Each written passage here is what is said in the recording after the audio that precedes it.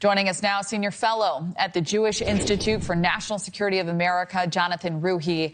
Jonathan, appreciate your time, as always. So I wanted to start with the president reportedly weighing these large-scale strikes on Iran very soon, possibly this weekend, as Hannah was reporting there. He said this yesterday at Camp David. They're being decimated. They have no Navy, they have no Air Force, they have no anti-aircraft. Doesn't mean they don't have any capability. They have some, but very little.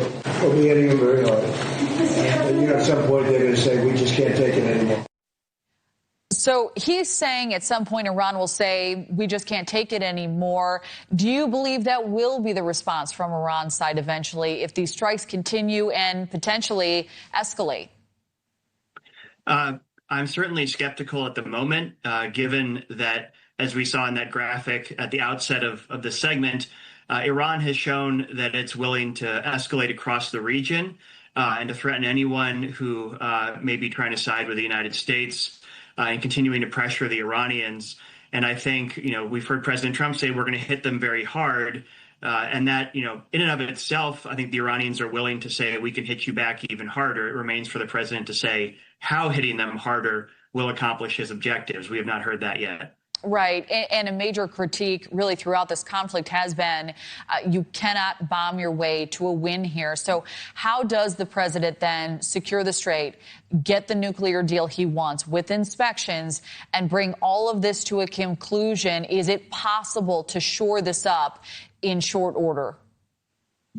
I think there is certainly a possible way to do it. It's to focus U.S. military operations and potentially those with Israel as well, given how capable Israel has shown to be militarily in all of this, to deny Iran's ability to carry out a lot of the threats that we've seen discussed here, their attacks on energy infrastructure, their ability to threaten to close the Strait of Hormuz, their ability to launch missiles around the region, and potentially to keep working on a nuclear weapon at deeply buried facilities.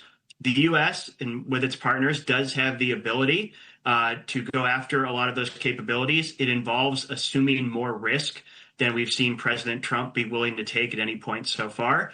But ultimately, you have to weigh that risk against the current situation, the costs that come with that, the economic costs, the uncertainty, and the risk that the president goes back to negotiate and ends up with another potentially bad deal.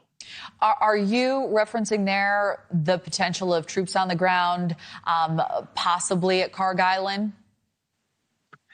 I think that, the president certainly is willing to mull over options like that.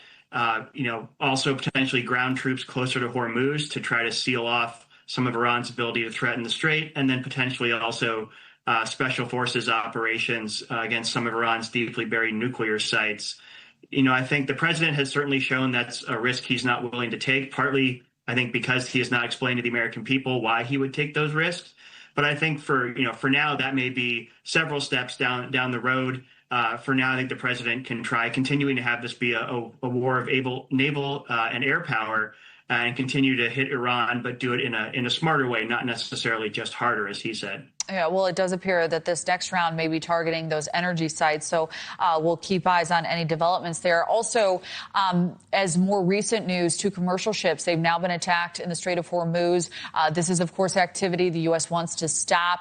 You have to imagine the president is also weighing this with his willingness to strike as well. Certainly, I think, and Hormuz is actually the shipping issue is actually the hardest for him.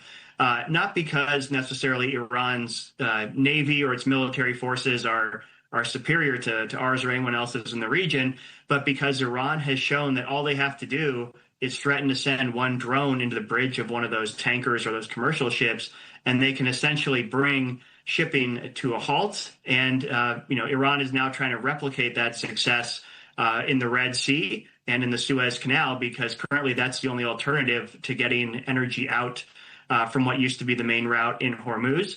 So right now, that's a very thorny issue, and the president would be well advised to articulate a way that he's going to stop that threat, because right now, hitting Iran harder is not going to convince them to stop doing that. Yeah, what should that response look like? Jonathan Ruhe, great to have your insight on all of it. Jonathan, thank you. Thank you so much.